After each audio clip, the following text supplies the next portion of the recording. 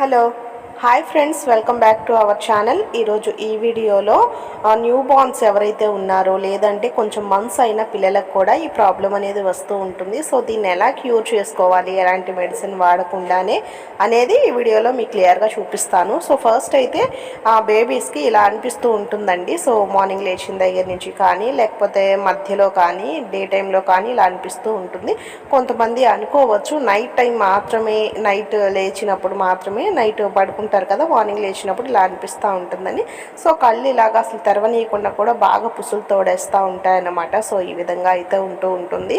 So కొంతమందికి white లానే ఉంటుంది, కొంతమంది కొంచెం ఎల్లోయిష్ కలర్లో అనిపిస్తూ ఉంటుంది. పెద్దవాళ్ళు చెప్తా ఉంటారు హీట్ వల్ల ఓవర్ హీట్ చేస్తే బాడీ ఇలా వస్తుందిలే అనేసి. సో దాన్ని మనం ఎలా తగ్గించుకోవాలి అంటే, బేబీస్ చిన్నగానే ఉంటారు, మనం బటర్ మిల్క్, కోకోనట్ వాటర్ ఇలా కూడా ఇవ్వడం వీలు కాదు. సో ఎలా అయితే ఒక సింపుల్ టిప్ అనేది ఉందండి. దీన్ని చాలామంది ట్రై చేస్తూ ఉంటారు, నేను కూడా నా బేబీస్కి ట్రై చేశాను.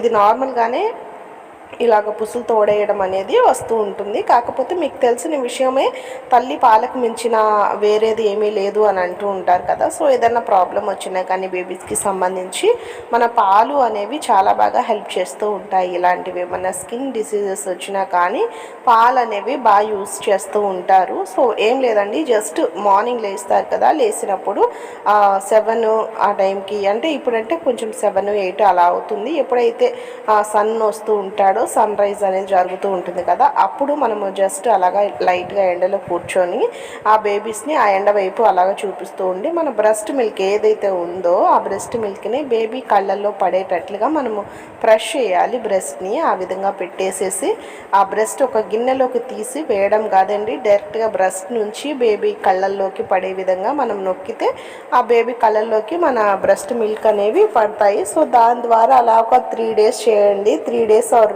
5 days అలా చేస్తూ ఉంటుంటే న్యాచురల్గా అందులో ఏమన్నా ఇన్ఫెక్షన్ బేబీ కళ్ళల్లో ఉన్నా కానీ వెళ్ళిపోతుంది అని అంటూ ఉంటారు. మెడిసిన్ కంటే ముందుగా మనం ఇలా ట్రై చేయొచ్చు, ప్రాబ్లం అయితే ఏమీ ఉండదు. అండ్ అలానే మీరు ఆ కళ్ళు అవి క్లీన్ చేసేటప్పుడు కూడా చేతులు పెట్టేసేయకుండా, ఏది పడితే అది క్లాత్ పెట్టేసేయకుండా జస్ట్ స్మూత్గా ఉన్న క్లాత్ని తీసుకోండి, నీట్గా వాష్ చేసిన స్మూత్ క్లాత్.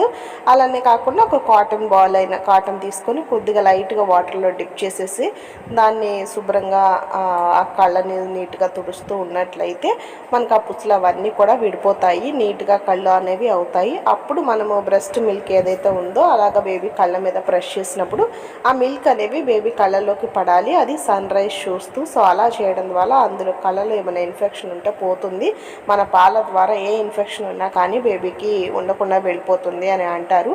మీరు ఈవినింగ్ 4, 5 ఆ టైంలో కూడా సన్సెట్ అవుతుంది కదా, అప్పుడు కూడా లైట్గా బెండ్లో అలా కూర్చేసి ఈ టిప్ అనేది ఫాలో అవ్వండి, చాలా బాగా వర్క్ అవుతుందండి. పిల్లలకి మంచిగా నిద్ర కూడా పడుతుంది. కళ్ళు రెడ్నెస్ ఉన్నా కానీ, ఏమన్నా ఇలా పుసులు తోడుతున్నట్లుగా ఉన్నా కానీ, అవి కొంచెం ఏంటి ఇలాగా అవి కొంచెం వాటరీగా అవుతుంది అని అనిపించినా మీరు టిప్స్ అయితే ట్రై చేయండి, చాలా బాగా వర్కౌట్ అయితే అవుతాయి.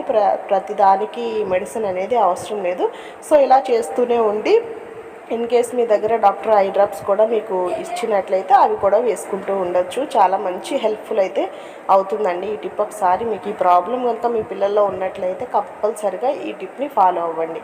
Thank you for watching friends. See you another video వచ్చితే చిన్న లైక్ అయితే చేయండి.